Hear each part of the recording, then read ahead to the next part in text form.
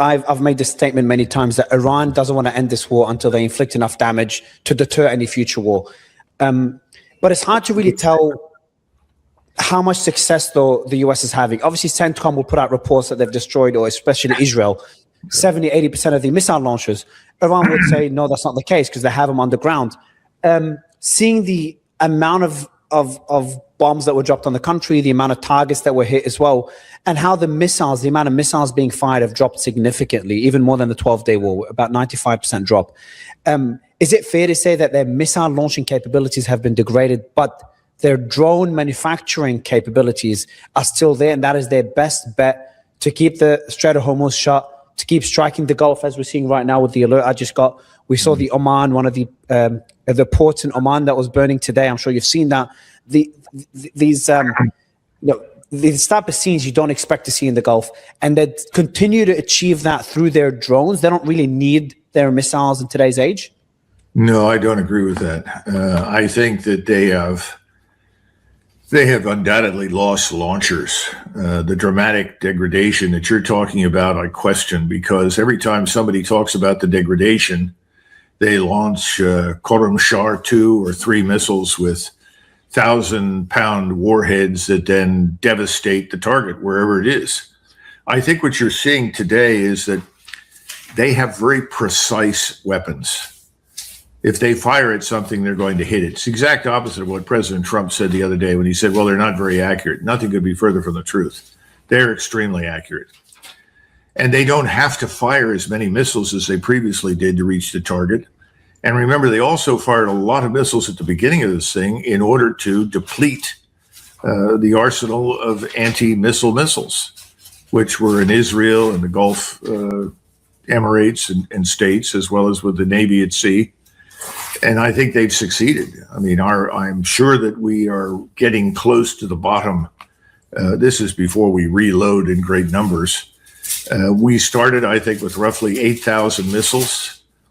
I don't know where we are now. The Iranians started with 45,000 missiles. There's no evidence that they're about to run out. But what we're seeing are the best, the most accurate and devastating weapons. And I got to tell you that the engineers that I've spoken to here, and I've spoken previously to engineers in Israel that warned about this, I didn't understand at the time. This is back in 2020. But the engineers are saying that the achievements of the Iranians in missile technology are dramatic. They're impressive as hell. And everything they hit, they've devastated. Now we're shipping, as you know, a THAAD radar, and I presume more THAAD missiles and launchers to Israel. I wonder what from South Korea. What? From South Korea. You're talking about the ones they pulled out of South Korea. Yeah. Yeah. So I think our position is a little less robust than President Trump and his administration would like us to believe. And I think the Iranians are being very careful now. They're looking at battle damage. They're examining it with drone footage, but also with satellite imagery. And they are now hitting things with a very specific purpose to fundamentally eliminate capabilities. I think they're also holding back to see what will happen in the near future. In other words, if we are stupid enough to attack Karg Island, which we've threatened to do, then they will launch, I think, everything that you can imagine against the oil infrastructure in the Gulf. They will, of course, push back any sort of restoration of the oil infrastructure for years. So I don't think that Iran is in a particularly bad shape. I think they've lost a lot of hospitals. They've lost schools. We've done a horrendous damage to Tehran. There's no question about it. But again, you know, this is Persia. This country's been around for 2,700 years. It's not going anywhere. It has no intention of surrendering or capitulating. Anybody who thinks so is crazy. And I think we bet very heavily on this business of internal uprising and revolt and readiness to throw out whoever is in charge. I think if we had stayed out and not bombed, perhaps by the fall of this year, we would have seen a different government. I think the Iranians are ready to move beyond the old Islamic Republic. All we've done is slow it down. We've retarded that development. I think it'll still happen at some point. But we've made it harder on the country to do what it would have done naturally without our interference. But here's the key. No matter who comes to power now, Mario, will hate us. We've done enormous damage. We are not going to have a friend in that country for a very, very long time.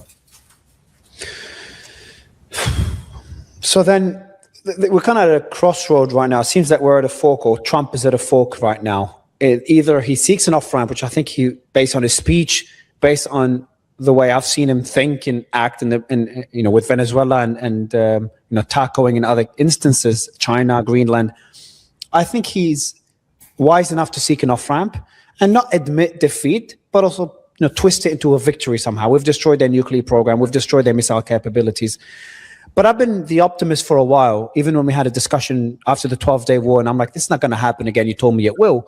And I've been wrong time and time again. I never thought we'd be here.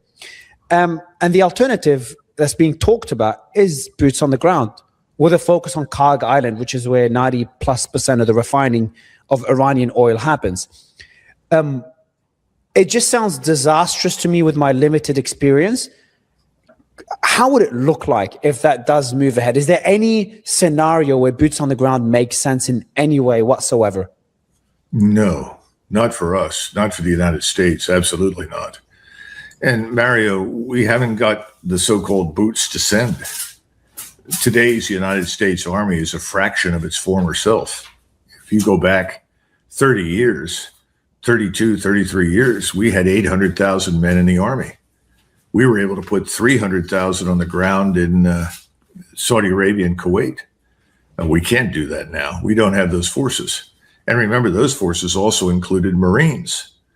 And the Marines are very lightly equipped now. At least at that point, they could fight on land because they had a lot of artillery and tanks and other things.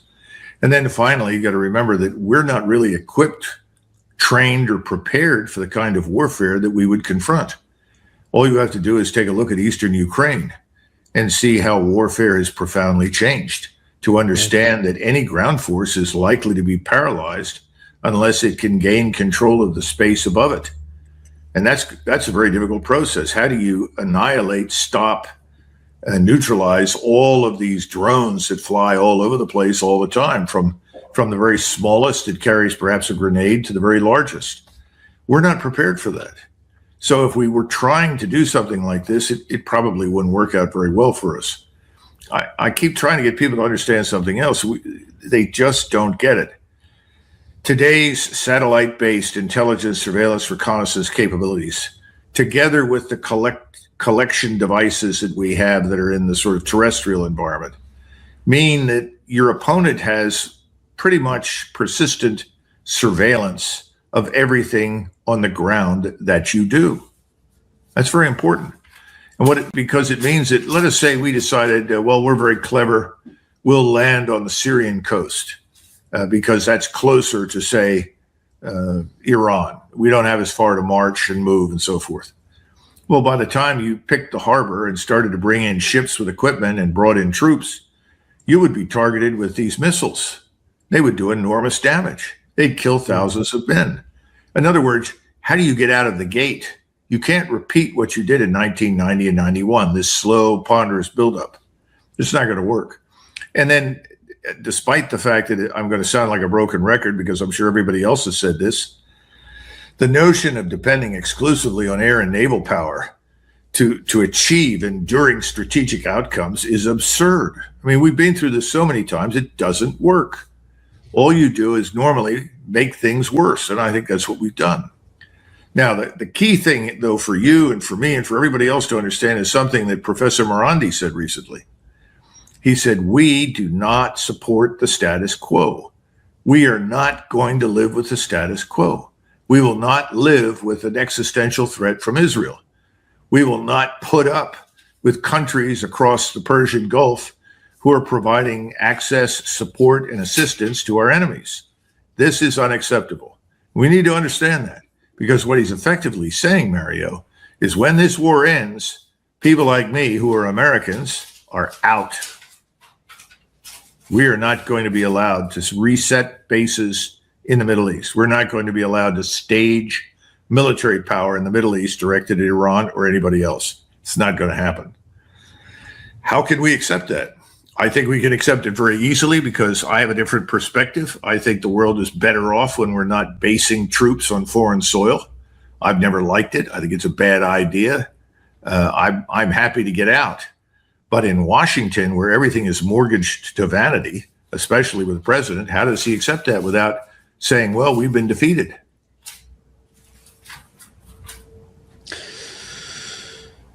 I just don't see a scenario where American troops were put out of the Gulf. Like, things must go so wrong for the US. I know they're already going wrong to an extent, but I mean, significant more damage being caused. Because I think while it's not going well for the US, Iran is being pummeled as well.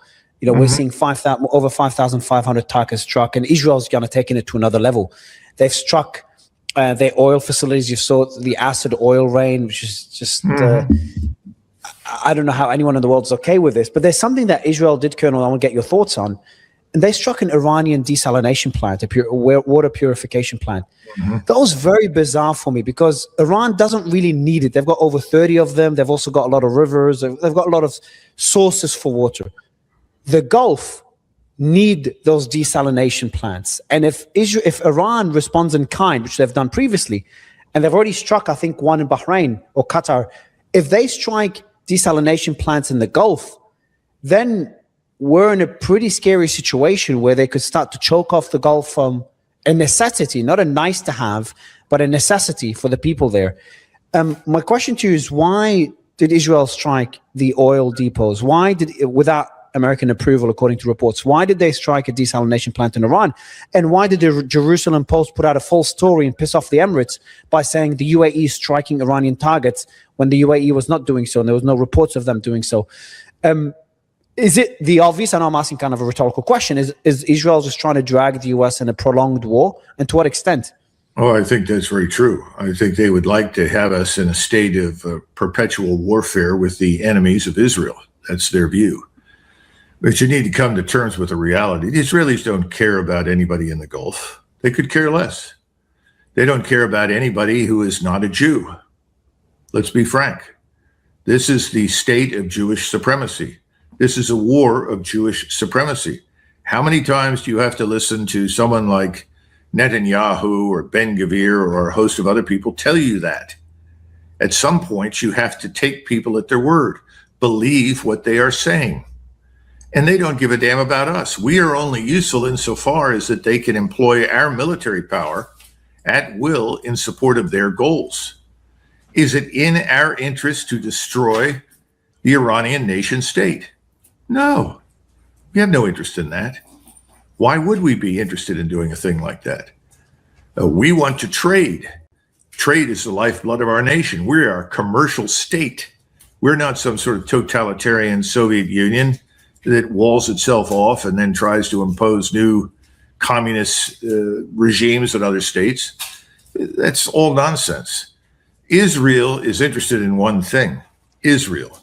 And if Israel has to sacrifice millions of people in order for it to feel safe, in order for it to dominate the region, that is exactly what Israel will do. Now, inside the United States, this truth is finally beginning to be felt. People are beginning to figure this out. And they're asking the question, what are we doing? What is this for? Why would we implement a draft and raise 1 million men and then move them 6,000 miles from the United States to attack people in Iran? People are asking that. What's the reason? What's the strategic purpose? Was Iran a threat to us? And people know that's not true. We've been listening to all of these lies for years. Oh, the Iranians are 2 weeks from a nuclear weapon. Iran's been 2 weeks from a nuclear weapon for at least 30 years. And by the way, if they get a nuclear weapon, they're going to nuke America. What? Why? Is there a particular reason for that? No. And remember, historically, when we went into the Gulf, we said our purpose there was to permit commercial traffic. In other words, to facilitate it, to protect it, to encourage it, not to stop it. But then under tremendous pressure from the Israeli lobby in the United States and the Zionist billionaires that back it and Israel itself, we finally decided, all right, we'll go to war and we'll get the deal that you want. We'll emasculate Iran. We'll make them bow to your interests and what you want. After all, that's happened in the Gulf. That's what the Gulf states have done. Effectively, Saudi Arabia has done that. Has anyone ridden to the rescue of the Palestinians who are being murdered or expelled from their homes? Has the Egyptian army said we have a moral obligation to our brothers to cross Israel's border and protect all of these people who are being driven from their homes and killed? No. What about the Turks? What about the Turks? There's the 500-pound gorilla in the room.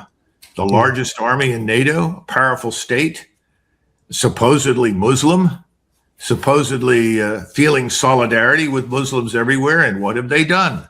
Nothing. And Syria, what's happened in Syria? We removed the moderate who actually ran the country and essentially tolerated Shiites, Jews, Armenians, Christians. We got rid of him. We replaced him with an ISIS al-Qaeda alumnus. That suits Mr. Netanyahu. That seems to suit Mr. Erdogan. But now we see the Israelis moving north in Lebanon. Eventually, the Israelis are going to move north in Syria. What will the Turks do at that point? The only nation state in the region that has said no thank you to Israel is Iran. And so it had to be attacked. It had to be destroyed. Only it refuses to be destroyed, and it refuses to capitulate. That's the stark truth. What happens if Trump seeks an off-ramp and Iran refuses that? Well, they want to continue the war, as we said, to deter. No, Iran has already said we are not going to negotiate. Forget it. You've had it. So what happens if they keep bombing Israel? What happens if their capabilities don't get eroded and the US pulls out and they keep bombing Israel to ensure it never happens again? What could Israel do next? It presupposes that we can disengage. See, I don't think Mr. Trump has had this conversation with Mr. Netanyahu, because without us, Israel's going to have a tough time surviving. This is a world-changing event in the Gulf. Sykes-Picot is over. Everyone's had it.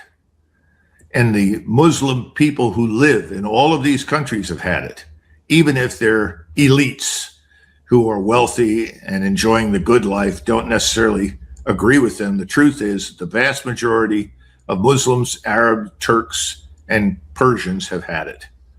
So the old Sykes-Picot arrangement is dead. So what's going to happen?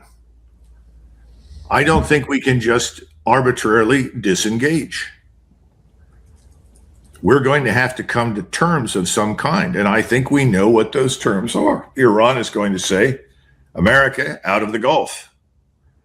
And I don't think that the people that are living in the Gulf, by the time this happens, will object to that, because they now know we cannot protect them.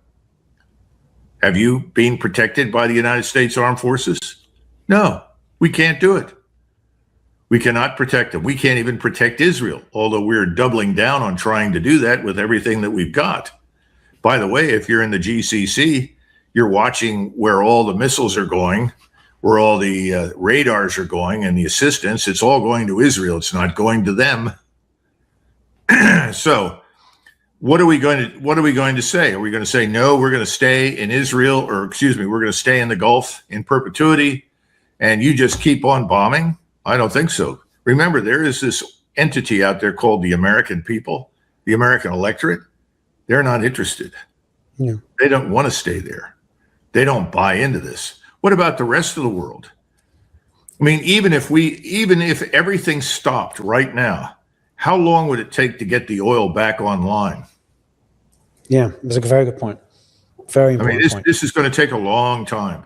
We've done in many cases not just months of damage, but years of damage to our friends and to the Iranians.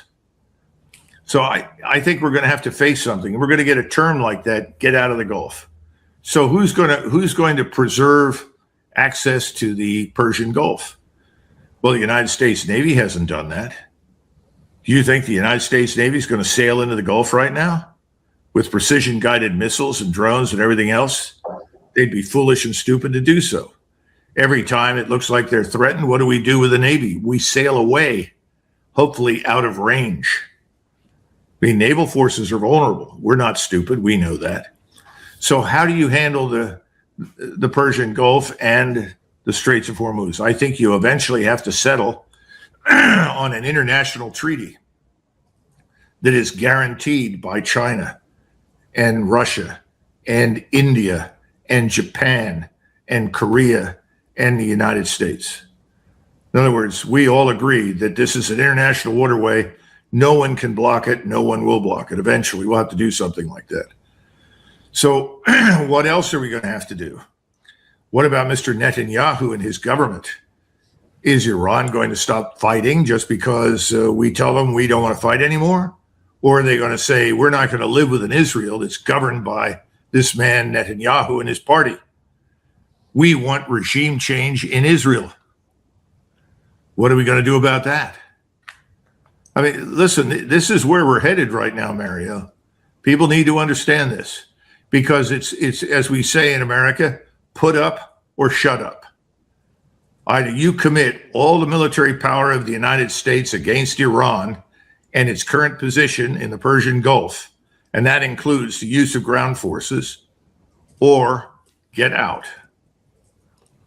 I think we're going to shut up. Now, here's the thing we haven't talked about. That's a nuclear weapon. We're not going to use a nuclear weapon. I can tell you a lot of things about President Trump. He's not going to do that.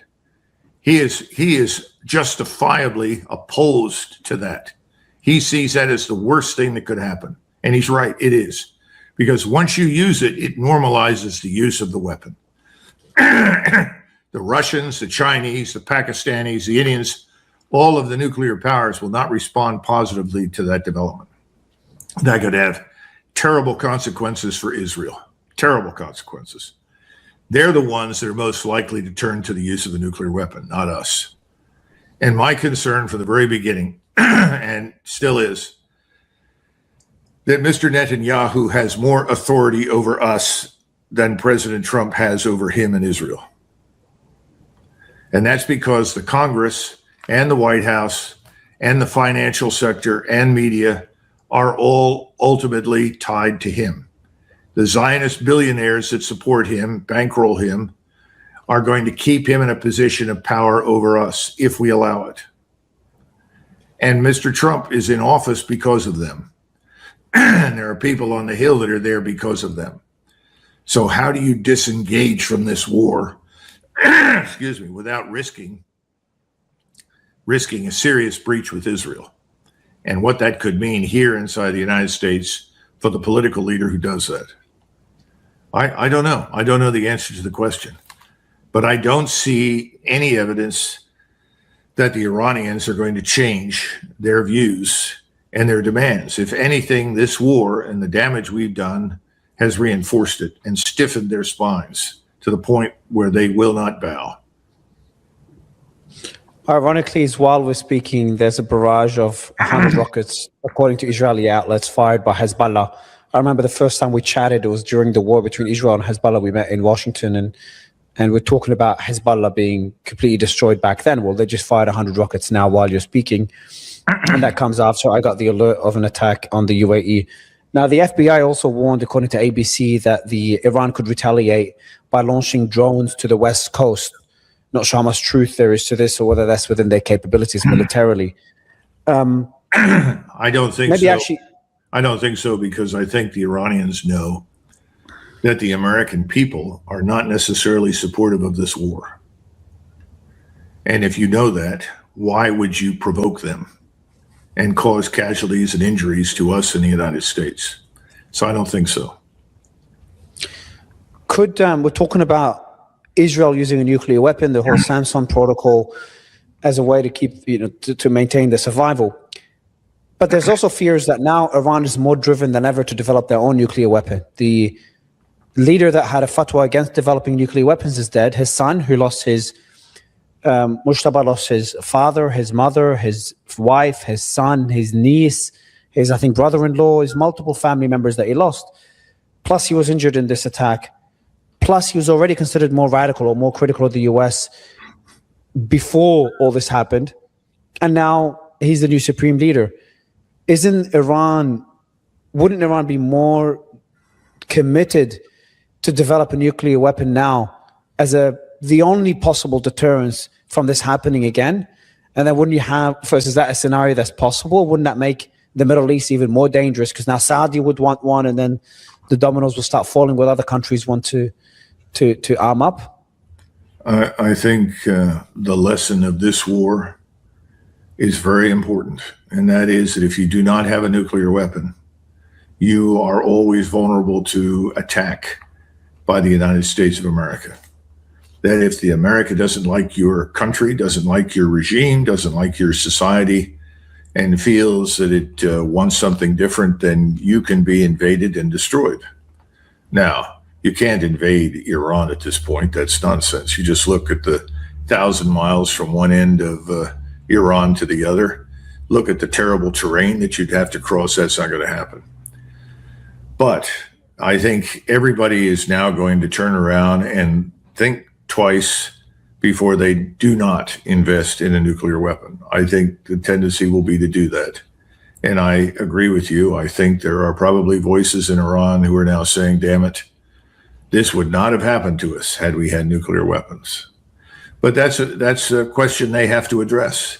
I mean, personally, I hate the whole idea of nuclear weapons and always have. I mean, this Stalin is not one of my favorite people. He's probably the worst criminal in the world, right behind Mao and just above Hitler. And Stalin is responsible for millions and millions of his own countrymen being killed and others. But Stalin was right about nuclear weapons. After it was used, he said, yes, nuclear weapons are political weapons. They're not military weapons because they destroy everything. There's no real military value to them, but they are politically useful insofar as they guarantee your territorial integrity. And Stalin was right. Yeah.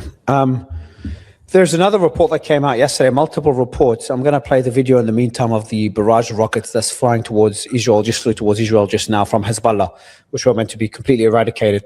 You can see the barrage there. There's reports from initially CBS and then CNN, and today ABC put out a report that that Iran began mining the Strait of Hormuz. Now, for people that are not keeping close track of this, there's multiple ways for Iran. You could remove the video. There's multiple ways for Iran to close the strait. They could do it just with drones and missiles, which is sufficient, really. And they would allow just the Chinese ships and Iranian cargo ships or cargo ships heading to China to pass through. Then they've got their sea drones as a way to target the ships. Now, how capable they are, it depends who you ask. They've got the diesel submarines as well, a handful of them, I think a couple of dozen, about 30 of them. And then the most extreme card that Iran could play, and something they've threatened multiple times in the last 2 decades, and that's mining the Strait of Hormuz. Now, that's pretty significant because that essentially makes it impossible for any cargo ship to go through. And for a long time, demining, I don't know how capable. Mario, do we know if that's true? Depends who you want to believe. So CNN, CBS, ABC said yes. Macron said he has no evidence, about 2 hours ago, he has no evidence that that's happened. And experts and analysts I've spoken to, and I agree with that analysis, is that there's no point in doing that because the strait is already closed. So what's the point of mining it? Unless they put maybe, ABC said today there's a dozen mines that were laid there. And the only explanation that I would have, logical explanation, is that it's a threat. It's like, look, stop whatever it is that you're doing. Don't strike our oil depots or don't strike whatever, or we're going to mine the strait and destroy the global energy industry. Energy market. So that's my only assumption on why it would make sense. But what would it mean to mine the Strait of Hormuz? And do you think Iran would do it, or is there any reason they would do it? Well, I'm not convinced at this point that they've done that. We had 2 reports this morning. One was from the Secretary of Energy in the Trump cabinet, and he had said that U.S. naval ships had escorted tankers through the Persian Gulf. Just another lie from the Trump administration that made no sense. That was withdrawn. The tweet was deleted. Then there came a report that a ship that was preparing to mine the straits was sunk somewhere off the coast of Oman or something. Again, I don't know. We've sunk lots of little vessels. Whether we sank a mining ship, I have no idea. And I just don't know. I do know that it's not just Chinese ships that have been released through the Persian Gulf. They also, the Straits of Hormuz, they also allowed ships headed to India to go through the Straits of Hormuz. I think over time that they'll be willing to release more ships to go through there, particularly if the ownership is either neutral or refuses to help or assist us in any way. And right now, I know that Japan, that draws about 72% of its oil from the Gulf, and South Korea somewhere is about 65, 66%. I think they're very, very upset and very disappointed in us because they are our allies and we've harmed them. See, this Europe, Asia, Gulf. Of course. Who's left? Monumental stupidity. And somebody sent me this the other day and said, well, the recent surge in oil and liquid, LNG and so forth is about 6 to 10% here. But in Europe, it's 70 to 90%. And in Asia, 50 to 100%. But it was pointed out, electricity costs, industrial goods, monetary policy, all of these things are going to hit us here at home. And we have a very fragile economy and financial system. And really, we're turning the rest of the world into impoverished states with no energy. And currency volatility is off the charts. So the point is, we've done enormous damage to all of these states that are normally friendly to us. In fact, somebody came on this morning and said, probably true, the only two states that have benefited from this in terms of income from oil are Russia, obviously, and the United States. Yeah.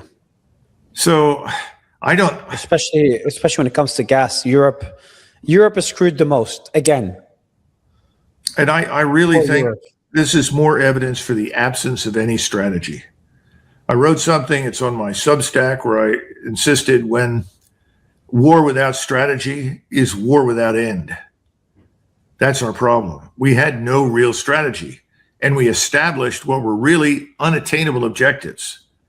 In other words, regime change based on the summary execution of people in charge we didn't like. That does not necessarily change regimes. What happens when a CEO is fired? They get a new one. This is not rocket science. Again, incredibly stupid assumptions that got us into trouble, mirror imaging, and then saying, well, we would never accept this kind of damage in the United States. Surely the Iranians won't. Well, we never thought the Germans and the Japanese would withstand the damage. How many times do we have to go down this stupid road and discover that we're wrong? So I think, Mario, we're headed towards some sort of arrangement that we're not going to like to end this war. And that arrangement will, whether we like it or not, probably reward Iran for withstanding us, literally. All right, Colonel, always a pleasure to speak to you. Thank you again for your time. And I don't know how much say that. I don't know if that's really true. I don't know how every time we see each other, the world gets worse. So when we talk again, let's see where we'll be at, because people have forgotten the Ukraine war hasn't ended. If anything, it emboldened Russia. It boosted their coffers, and Russia's in a better position than ever to continue the war. And Europe is in a worse position than ever in leading Russia and Russian gas. I think what you described in Europe is going to cause change in European governments. And that change will benefit Russia, because the vast majority of Europeans want an end to this Ukrainian war, and they don't buy the argument that Russia wants to invade them. Of course not. Russia's not interested in that at all. So I think we're going to see what's left of Ukraine turned into a rump state with no outlet to the sea. I predict this year the Russians will take Odessa, and they will probably take de facto Kharkov. Then the question is, do they move on Kiev and just end it? I hope that doesn't happen. Before that happens, I would hope the Germans have a new government, the French either wise up or have a new government, and certainly we need a new government in London. If those things happen, then perhaps we could see some rationality return to international relations so that we can get that war over with. Yeah, I think the the unintended consequences of the war in Iran could end up happening in Ukraine. Because Well, remember, what were the unintended consequences of World War II? Half the world was turned over to communism. We didn't fight for that. We were so busy fighting for one thing, we lost the larger picture. And it took us 50 years to pay for that.